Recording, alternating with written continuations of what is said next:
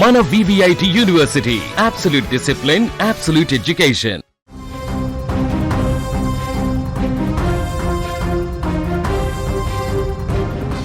ప్రపంచ దేశాల చూపు ఫ్రాన్స్లోని ఎవియాన్ నగరం వైపు మళ్లింది. ఇక్కడ జరుగుతున్న G7 శిఖరాగ్ర సదస్సులో ఆసక్తికరమైన సన్నివేశం చోటు చేసుకుంది. భారత ప్రధాని నరేంద్ర మోడీ, అమెరికా అధ్యక్షుడు డొనాల్డ్ ట్రంప్ ఒకరినొకరు కలుసుకున్నారు. చిరునవ్వుతో పలకరించుకుంటూ ఆత్మీయంగా షేక్ హ్యాండ్ ఇచ్చుకున్నారు. ఈ దృశ్యం ఇప్పుడు సోషల్ మీడియాలో వైరల్గా మారుతుంది.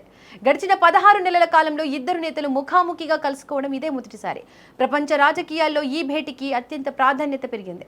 ఫ్రాన్స్ అధ్యక్షుడు ఇమాన్యుయల్ మాక్రాన్ ఆధ్వర్యంలో జరుగుతున్న ఈ సదస్సుకు ప్రపంచం నలుమూలల నుంచి కీలక నేతలు హాజరయ్యారు. సదస్సు వేదిక వద్దకు చేరుకున్న ప్రధాని మోడీ ట్రంప్ను నవ్వుతూ పలకరించారు. ఇద్దరి మధ్య జరిగిన ఈ షేక్ హ్యాండ్ పాత బంధాన్ని గుర్తు చేస్తోంది.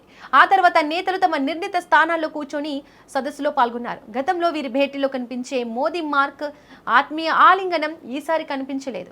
ఇది అనేక చర్చలకు దారితీస్తోంది. ట్రంప్ రెండోసారి అమెరికా అధ్యక్షుడిగా బాధ్యతలు చేపట్టాక 2025 ఫిబ్రవరిలో ప్రధాని మోడీ వాషింగ్టన్ వెళ్లారు. ఆ పర్యటన తర్వాత ఇద్దరు నేరుగా కలవలేదు. ప్రస్తుతం భారత్ అమెరికా సంబంధాల్లో కొన్ని కొత్త పరిణామాలు కనిపిస్తున్నాయి. ఆపరేషన్ సింధూర్ అంశం మరియు వాణిజ్యపరమైన సుంకాల వల్ల కొంత ఉద్రిక్తతలు ఉన్నట్లు వార్తలు వస్తున్నాయి. ఈ నేపథ్యంలోనే వీరి భేటీ ప్రాముఖ్యతను సంతరించుకుంది. ప్రధాని మోడీకి ఇది 7వ G7 సదస్సు. ప్రపంచ వేదికలపై భారతదేశానికి పెరుగుతున్న ప్రాముఖ్యతను ఇది చాటి చెబుతోంది. G7 సదస్సు పక్కన పెడితే ప్రధాని మోడీ షెడ్యూల్ చాలా బిజీగా ఉంది.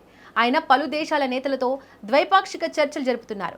కెనడా ప్రధాని మార్క్ కార్నీ, బ్రిటన్ ప్రధాని కీర్ స్టార్మర్, UAE అధ్యక్షుడు షేక్ మహమ్మద్ బిన్ జాయెల్ అల్ నహియాన్లతో ఆయన భేటీ కానున్నారు. ఆయా దేశాల ద్వైపాక్షిక సంబంధాల బలోపేతమై చర్చలు జరుగుతాయి. ప్రపంచ మరియు అంతర్జాతీయ అంశాలపై దృష్టి పెడుతున్నారు.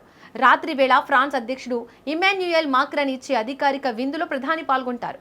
ప్రస్తుత సదస్సులో ప్రపంచ ఆర్థిక స్థిరత్వం, ఇంధన భద్రత, ఆర్టిఫిషియల్ ఇంటెలిజెన్స్ అంశాలు కీలకం.